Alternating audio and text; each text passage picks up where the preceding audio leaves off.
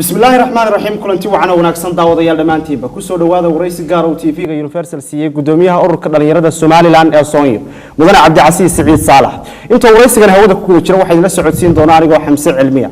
ugu horeyn gudoomiye ku soo dhaw waraysigan gaarka aad iyo aad baad mahadsantahay waqtiga qaaliga aad noo soo hortay Xamse aad iyo aad baad mahadsantahay ugu horeyn waxaan u mahadnaqayaa bahda Universal TV gaar ahaan Xamse oo runtii igu soo marti qaaday waraysigan gaarka ah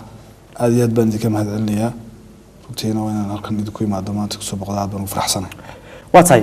gudoomiye waxaad ugu horeyn noo sharaxdaa waxa loo soo gaabiyay ururka Soonyo iyo shaqada uu qabto bismillaahir rahmaanir rahiim Soonyo waxa loo soo gaabiyay Somaliland National Youth Organization waxa weeyaan wadalada heer qaran ee dhalinyarada Somaliland waxa ku bahoobay 56 urur oo ka kala yimi daafaha iyo dacallada Somaliland kala beer oo koonfur ka xigta 70 kilomitir laascaanood iyo boon saylac meel aan ka jirin urur kuma jiro ururadaas isu yimi waxay aasaaseen markaa daladan oo ay ku bahoobeen ururada dhalinyarada Somaliland waxa la aasaasay dalada 2003 imika ay sanadkan ay 15 jirsatay 15 sano ay baarka ka jirtay waa qangaad waxaan oran karaa waa dalad midaysay afkaar dhalinyaro codkoodii midaysay isla markaana inay dhalinyarada markaa wax u qabato u tafaahidatay dabcan mandate-ka ay qaadatay waa mid ama waajibkan ay saartay waa mid mutadawaca oo iska wax u qabsaa mandate dawliya maaha waxa weeyaan waxay ka diiwaan gashantay wasaaradda qorsheynta sida constitution ku waajibinayo una saamaxay muwaadiniinta inay sameystaan marka dalado iyo meelo ay isugu yimaadaan oo ay afkaartooda iyo talentkooda ama mawhubaadkooda ay ku soo bandhigaan dalkan ay wax ugu qabtaan dabcan waxaan oran karaa marka waa dalada ugu ballaaran runtii ka dhalinyarada Somaliland leedahay Somaliland oo kaliya kama jirto dalalkan ugu hareeraysan oo kale noocyadaasi ku ka yahay wax saaw shaqeynaya sida ay soo doorta system dhisay way ka yartay Djibouti kama jirto Ethiopia kama jirto Soomaaliya hadalkeeda badaa runtii wax in dhalinyarada Somaliland ku faraxsanaadaan inay yeeshaan daladaas runtii waa muhiim waatahay gudoomiye dhinaca shaqada iyo dhalinyarada Somaliland waxay ka cawdaan in shaqo la'aan baahsan ay wadanka ka jirto adigu waxa tahay gudoomiyihii ururka dhalinyarada Somaliland arintaas ma jirtaa haday jirto laakiin sidee loo gudbi karaa dabcan shaqo la'aan baahsan way jirtaa oo waxaan oran karaa runtii Somaliland markaad eegto in shaqo la'aanta xadka shaqo la'aantu wuxuu marayaa meel aad u sareysa dabcan shaqo la'aanta maxaa abuura maxaa sakeena way jawaab badanaysaa waxa keenaya dhaqaale la'aanta waxa keenaya dalku markaan wax soo saar lahayn waxa keenaya dalku markaan aqoontii iyo xirfadii dadkiisu aanay lahayn waxa keenaysa in markaa aan la jahayn dhalinyaradii oo aan loo abuurin barnaamijyadii ay ku tababaran lahaayeen markaa shaqo ku abuuri lahaayeen dabcan xaga kale dhalinyaradan runtii aan waxaan qirayaa in iyadoo lafteedu dhaliil ka jirto oo waxa jira dhalinyaradu waxay wada doonaysaa inay xafiis ka wada shaqeyso inay jaamacad ka wada qalin jabiso inay ma garanaysaa inta ka qalin jabisayna runtii wixii ay ka qalin jabiyeen isku madayaan inay hal abuur la yimaadaan oo ay ma garanaysaa yani iyagu xuraan naftooda xuraan ها قرية إن شغل أنا بحسن شرته صواب بدن يضرفه بدن أوجود هذا ند الذي شراء يو وحكي قبض كود يدا مرنتي ويشرتها وقرب سعودان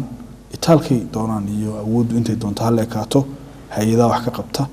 حكومة بدن يسود يدين وحكي قبته لكن شغل أنت سيدي لو سيدي أي مدنيد لو وجهه لو موجه waatahay gudoomiye ururkaas dhalinyarada Somaliland ee Soonyo ma ka qayb qaataa shaqo abuuridda dhalinyarada Somaliland hadduu se ka qayb qaato qaab noocee ay uga qayb qaataa su'aal wanaagsan daladu waxay leedahay ururo aad u waaweyn ururo ballaaran baa ku dhex jira gobollada oo dhan ku baahsan dalladdu marna waxa weeyaan waxna iyadaa qabata waxna waxa qabta ururadaa ka midka ah marka waxaasoo dhanna waa magacii dalladii soo hoosgeliyaan shaqo la'aanta waxaan ka qabanaa ilaa shan urur oo dalladda ku jira ayaa waxay leeyihiin xarumo dhalinyarta lagu tababaro oo lagu siiyo xirfadaha waxaan la yidhaha technical and vocational skillska xirfadaha gacanta xirfadaha shaqo abuurka tababarada burcay ku yaalaan waxay ku yaalaan barbaray ku yaalaan waxay ku yaalaan boorame ku yaalaan hargeysa ku yaalaan sool iyo sanaag iminka ayaanu iyagana gaarsiinay mashaariic oo runtii waxaan odhan karaa iyagana iminka ka socotaa marka waxbay ka qabataa tusaale ahaan ururkayga oo keliya anigu urur baan matalaya tusaale ahaan markaan dalada ka mid noqonayo dabcan waa inaan urur ku jiro ururkayga yuvenka la yidhaha burburo ka jiraa dee waxa weeyaan 2 sano u dambeeyey 3 sano u dambeeyey ya dee ilaa 600 oo dhalinyaro shaqo abuur sameeyay oo runtii ilaa imkana way socdaan barnaamijyadii shaqo abuurka iyo sidoo kale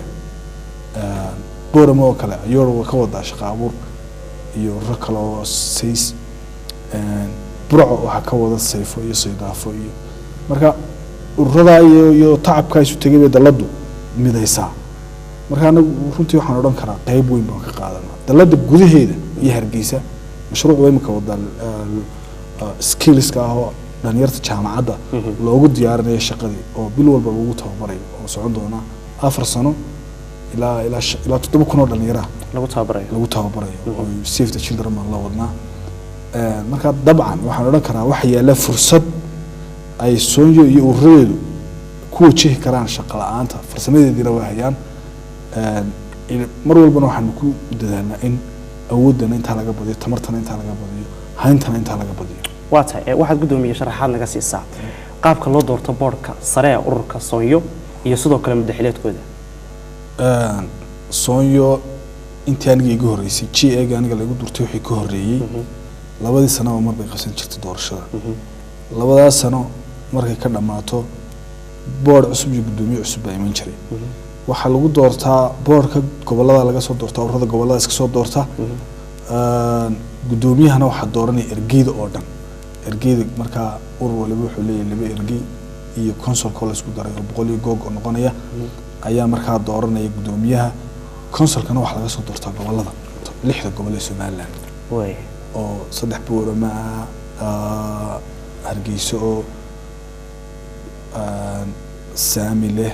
adoo way gobolada dalka saamil kulli sool sanaag allahumma salli ala sayyidina maxamed togdheer saasi ugu kalimaad 19 xubnood oo laga soo kala doortay daafaha iyo dacalada gobolada ayaa mas'uuliyadda dalada ee muddadaas qabta aniga markii la doortay constitution ka la furay waxa la arkay inaanay ku filnayn maadaama ku leeyahay muddo badan 14 sano ah oo hore waxay daladu ka dhigtay in 2 sano iska tahay wax ku yar in hoggaanku wax ka qabto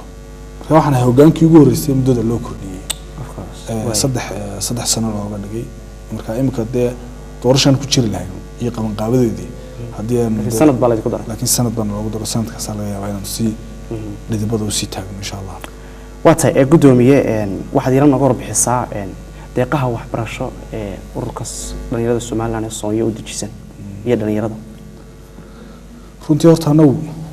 waxbarashada marka laga tago technical and vocational centerska dhalinyarada iyagu marka ay gelayaan bilaashka laakiin lagu kala reebo loo sameeyo waxyaabo lagu kala reebayo deeqa waxbarasho Soonyo oo dabadeed ay heshaa ma jirto iyo kuwa jaamacadeed gudaha oo heshaa ma jirto laakiin anagu waxaan ardayda jaamacadaha ka soo baxay ayaanu badana la tacaalaan sida ay shaqo u helayeen meelaha ganacsiyadu ka jiro loo geyn lahaa si ay ugu tababartaan shaqada uga soo baxaan waxyaabaha imika noogu jira qorshaha sanadkan qorshaha cusub ee hoggaankeygana wada waxa kamid ah in jaamacadaha xiriir dhow la yeesho si dadka ma garanaysa talentka iyo hibada Ilaahay siiyay ee aan laakiin jaamacadaha iska bixin karin loogu doono ma garanaysa kuraas iyo scholarship bilaash wali laakiin ma aanan helin waa tahay gudoomiye waxaad nooga warbixisaa guud ahaan adeegyada ay dhalinyarada u qabato adigoo soo koobaya ururka Soonyo waxay dhalinyarada u qabataa runtii horta dhalinyarada waa codkii dhalinyarada Soonyo marka koobaad waxay ka hadashaa danaha dhalinyarada haday tahay ka qaybgalka siyaasadda haday tahay doodista in dhalinyarada shaqo abuur loo sameeyo haday tahay in dhalinyarada laga dhigo priority-ga ama waxyaabaha qaranka awoodda koobaad la siinay qarankani ay tahay inuu ka jawaabo wuxuu marka gabigeedu wax ka shaqeysaa 7 waxay leedahay strategic plan 9 dhidib ka kooban qodobkaas waxa weeye in kor qaado isdhexgalka bulshada in garasa dhalinyarada shaqo abuur loo sameeyo in la wacyi geliyo qofka dhalinyarada xog ku filan oo helo haday tahay ka wacyigelinta tahriibka daraag haday tahay ka wacyigelinta maandooriyaasha idil ee kala duwan haday tahay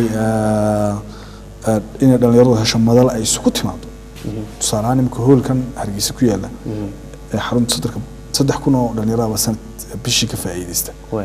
waa u furan yahay waa u bilaash way buuki gareystaan library-giiba ku jira oo isaguna bilaasha oo internet-ka leh waanu bilownay xaruntaanu ka bilownay sidii gobolada u gaarsiin lahayn ayaan imika dadaalkeedii wadnay marka runtii arrimahaas oo dhan bay dhalinyarada u qabataa siyaasadda ka qaybgalka siyaasadda ee dhalinyarada qayb weyn bay ka lahayd imika lafteeda waxbaa la yiri sharcigiiba wax laga bedelay inaan gaar ka hayno aan da'dii dib loogu durkin ayaa imika lafteeda waajibkayga yahay waata ee gudoomiye maxaa sababay kula tahay in dhalinyaradu ay tahriibaan oo wadankii ay ka baxaan haddii ay wadankii ka helayaan shaqo abuur iyo shaqo labadaba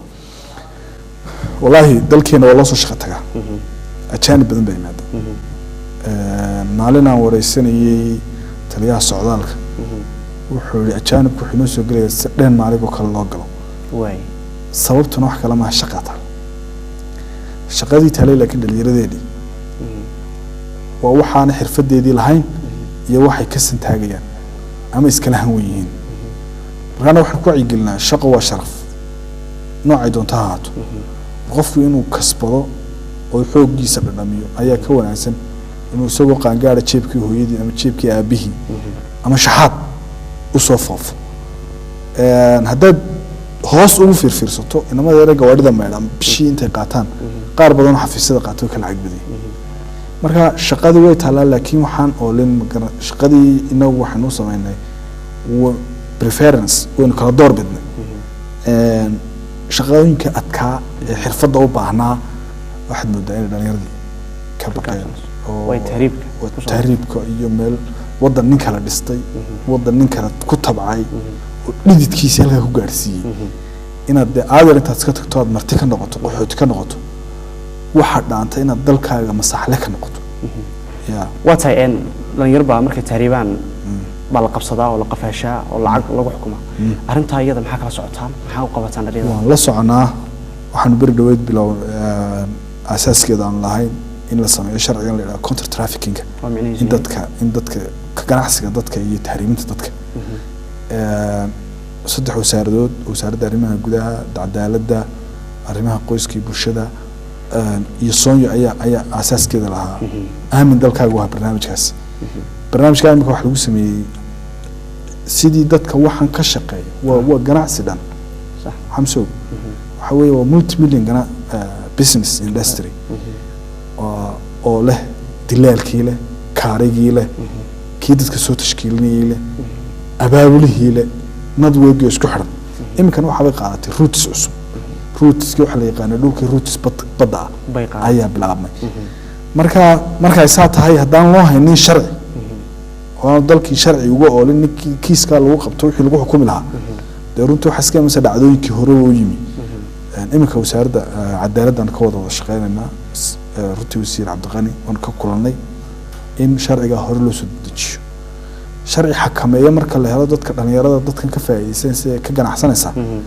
ayaa dhalinyaradana loo oran doonaa dalkiina aamina iyadana waxa barbar socoto wacyigelintaas anna mar walba qofka waxaan kor u qaadnaa dalkiisa aaminay shaqaystay waxaan ku dhiirigelinayno halka ka socdo ka u baahan xirfad waxaan ku xidhnaa centriska iyo xarumahaas anagoo maan weliba dee dadaalkadu yahay iskaa wax u qabso aan dowlad lacag kaga qaadan aan cid kale lacag kaga sugaynin laakiin muwaadiniin iyo dhalinyaradu contributionkii iyo ku darsigii dalkan inuu hore u socdo ay ku lahaayeen waajibkaa gudanayna ayaan waxa soo dadaala ugu jirnaa runtii daawadayaal intiina hadda nagu soo biirtay waxaanu bartanka kaga jirnaa waraysi gaar oo TV-ga Universal siiyay gudoomiyaha ururka dhalinyarada Somaliland ee Sooyo mudane Cabdicasiis Siciid Saalax waa tahay gudoomiye xagga sportiga iyo ciyaaraha door intee leeyahay Sooyo ku leedahay automaticka ciyaaraha iyo wasaaradda dhalinyarada hoostaga ana way jirtaa maraan caawino koobab maraan dariisyo u qaybinaa way jirtaa wada shaqayn dhowna wasaaradda waan la leenahay maxaa la qabtay maxaa si qabyaaba ay mar walba imanaysa door sportsku dabcan ma qaabaysna umana qaabaysna habu isku wadi karo markaan leeyahay habu isku wadi karo waxaan ugu jeedaa structural approach waxa jira marka wax la dhisayo waxna waa laablakac iska ka gaarsiiya hal koob inta la qabto abaabulodeedna markuu dhamaado lagu kala tago waxna waa wax soconayo oo ama hoggaan kasta ha tago dowlad kasta ha tagto يعني wax soconayo marka system ayaa la abuuraa marka sportskeenu systematic ma laakiin dadaal badan oo saaradu qabatay way jira kan way qabatay markii FA ay ugu magacawday baa jirta laakiin aan wax soo jeedinayna horena aan ugu bandhignay inaan kala shaqeynayno in loo baahan yahay liiga socda heerkii koobaad heerkii labaad oo system oo gobol walba iskii ugu leeyahay magaranaysa liiga Soomaaliland oo dhan isugu imanayso oo ku base garaysan system adduunyada wada aragtay wada wata Premier League wada wata La Liga wada wata waxa laga soo waa chain oo isku xiran waa silsiladan oo isku xiran oo ilaa ciyaal xaafadka hoos laga soo bilaabay oo system marka hadii system kale la abuuro anu waxaan qabaa waa ganacsi dhan oo ka maqan runtii wasaaradda iyo sportska waatahay gudoomiye siyaasadda iyo dhalinyarada oo muddo xukuumaddan ay dhalinyaro badan tahay rajo intee in leeg bay ka soo yahanid gelisay arrintaas wallahi ana waan ku faraxsanahay madaxweynaha waan uga mahad celinay dhalinyaro badan inuu aaminay imkana waxaan ku xoojinaynaa lana dhalinyaradii madaxweyne wada aamintay waqti sii dadkana runtii baan ku sheegay lacagtiina waxa ay dad waaweyn siyaasadda saameynteedina ganacsatada iyo dadka waaweyn baa u gashay marka dhinacan kale iska soo taagto dhalinyaradu dadkii ugu badnaa population oo waxa weeye waxa la yiraahdaa 70% dadku waa 35 bay ka yaryihiin marka markii ninkii dhalinyarada la yiri nin yar intuu yar yahay tala ka booda la dhaqan ahaana aan la caawin inaynu tababarno dhalinyaradeenii si ay u noqdaan dad mas'uuliyiin ama adliis ay u soo kala baxaan kii mas'uulka ah iyo kii aan mas'uulka ahayn kii wax qabanayay iyo kii aan wax qabanayn haddaan la siinin fursad ay isku tijaabiyaan wuxuu noqonayaa qarankani qaran da'yartiisu ay hadhow niyad jabto tahriibto tababar la'aan uu fadhido oo xoog intuu qofku bini'aadamka xoog leeyahay way tirsan tahay oo intuu qofku wax bedeli kara hadii laga faa'iideyn waayo oo tamarta iyo magaranaysa firfircoonida hayo waxaan maanaynaa economy dhan ayaa inaga khasaaray marka madaxweynaha marka koobaad ku mahad celinayna waxaan leenahay madaxweyne hore uga soco ku dhiiro waxaan Soomaaliland imankan joognaa 27 sano saddex sano ka hadhay in 30 buuxno 4 sano ka hadhay in 30 buuxno waxay noqonaysaa intii Soomaaliland gaarka ahayd iyo intii Soomaaliya la midowday inay isleekaadaan 4 sano u dhaxaysa jiilka dhan ee Soomaaliland ku dhashay markuu 30 jir gaadho hadii isagoo 30 jir aan mas'uuliyad iyo tababar iyo siyaasad aan laga qayb gelin dalkan soo hadhow toole meel xun ku dhici maayo waxaan aaminsan markaa in dhalinyaro la aamino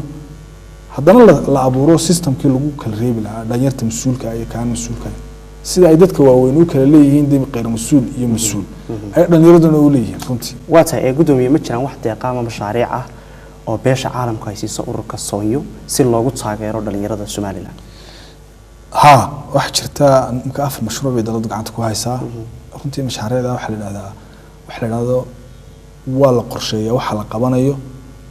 maaliyadda loo dhiibayana waxa la yiraahdaa restricted budgetka wixii aan ku heshiinay activity aan nala qabanayseen ayaa ku fulinaysaan marka mashaariicda waan fulinaa kan ku sheegay kamid ah shaqo abuurka ee Hargeysa ka socda waxa ka socda mid gobolka ka socda gobolada Sool iyo Sanaag baa jira isna peace building ama nabadeynta iyo dhalinyarada ay magaranaysaa loo abuuro jawi ay ku baran karaan nabadda wada hadalka iyadoo la kala duwan yahay xalinta khilaafaadka hogaaminta marka mashruucaasina laba sano socon doonaa mashruuc kale iskuulada baa jira oo isaguna aan qolo la wadno la yiraahdo Allahumma salli ala sayyidina Muhammad yeesos way badan yihiin marka mashaariicdaasan dhalinyarada la wadno intaa waxa ka sii badan inta ururada mashaariicda dalada ku jirta ururada ay hayaan ayaa ka sii badan waata ee gudoomiye dhalinyarada lixaad kale ee kama muuqdaan ururka Soonyo maxay noqon kartaa sababto lixaad kale waxa u jeedaa indhaha aragga ama jirka lixaadka kama muuqdaan runtiiniyo taawan kaga soo horjeeda xamso dhalinyaro daladu waxay leedahay laba waxay leedahay saddex jaranjar ay leedahay jaranjar waa ka ururada jaranjarna waa kan maamulka headquarterka maamulka headquarterka uu ku jiraan runtii waa maamulayaasha ku jiraan heerka labaad alla ilaa waxaan ku jirin boardka oo runtii hore way ugu jireen laakiin imika ku jiraan in iska xasilay baa jira anoo tixgelina waxaan la shaqeynaa dalada la yiraahdo SNDF oo runtii iyaduna la u gaarka ah dadku niyo ruba wanaagsan qof tababar uu bulaaya qof lixaad li ma jiro laakiin markaan qof tababar qabin ay imanaysaa markaa awood la'aantu laakiin qof aan lixaad lahayn adduunyada maanta qarniga koobaad joogna ma jiro tababarka maqan waan ku dhiirigelinaa in tababarada la siiyo runtii waxa jira sanduuq dhalinyarada Soomaaliland ay leedahay sanduuqaasi maxay ka caawiyaa dhalinyarada Soomaaliland sanduuqaasi runtii in badan magaciisa iyo hadalhayntiisu badnayd wuxuu ka soo bilaabay dawladii Axmed Silaanyo waxba kama hirgelin waxa imika maalintii dawladda u dabaaldegnay maanta dhalinyarada Soomaaliland runtii ku dhawaaqay in dalkii sanduuqa bilaabayo madaxweynaha imika Musabbix Cabdi runtii waan ugu mahadcelinaynaa dhiiranaantaas 200,000 ku shubay account sanduuqaasi hawshiisi iyo dhidibada inaan u taagno ayaan ka shaqeynaa sanduuq guddi buu yeelan doonaa guddidaas isu dhafa oo dawladii iyo Soonyo iyo magaranaysa ganacsatadii ka kooban sanduuqan wuxuu noqon doonaa sanduuq 200 ee madaxweynuhu ku bilaabay waxay ku tusaysaa hogaamiyuhu sida uu doonayo inuu dhalinyaradii wax ula qabto diyaarna uu leeyahay iyadoo dalku duruufo badan iyo xaalado badan oo dhaqaale ay ku gadaaman yihiin haddana wuxuu ku dhiiriday madaxweynuhu inuu yiraahdo anaa bilaabay sanduuqii lacagtii ugu horeysay wataa fursadda waxaan uga faa'iideysanaynaa in sanduuqani noqdo sanduuq dhalinyarada dhibaatooyinka haystee baaxadda leh wax ka qabta waatay ugu dambeyn gudoomiye maxaad u soo jeedin lahayd dhalinyarada reer Soomaaliland iyo guud ahaan shacabka reer Soomaaliland dhalinyarada waxaan soo jeedinayaa dhalinyaro dalkan inaga iska leh Soomaaliland inta aynu gelino ayaa ka soo baxaysa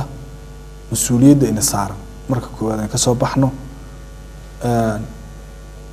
dalka iyo maamulka iyo madaxweynaha waxaan soo jeedinayaa madaxweyne dhalinyarada Soomaaliland waa dadkii ugu badnaa ee ku doortay haddii yihiin dadkii ugu badnaa ee ku doortay waxay ku leeyahay xaq ku leeyahay inaad u soo jeesato dhageysato baahiyahooda waxna ka qabato ganacsatada iyo dadkan maaragtay business ku jirana waxaan leenahay haddii aydan horumarin oo aydan dib u maalgelinin dhalinyarada ganacsigiinu kor kobci maayo wuxuu noqon doonaa ganacsigiinu mid ama la shiido ama fawdo lagala hor yimaado haddii aydan dhalinyarada horumarkeeda qayb ka qaadanin wadano wala soo wada baahan yahay marka waxa weeyaan danta guud dan gaar ah idina ma garanaysa iskuma qabsanayso laakiin danta guud ee dalku inuu horumaro waa la wada leeyahay nin walba dhankii uu kaga aadan yahay runtii ka galo aad baa mahadsantiin way daawadayaal intaasi waxayna ugu eeg waraysigii gaarka ah TV-ga Universal siinayay gudoomiyaha ururka dhalinyarada Soomaaliland ee Soonyo Mudane Cabdicasiis Saciid Saalax waraysiga gaarka intaasi inuu ugu eeg yahay intaan waraysigan mid la mid dib hawada ugu kulmi doono waxaan kaga tagnaa sidaas iyo nabadgeliyo.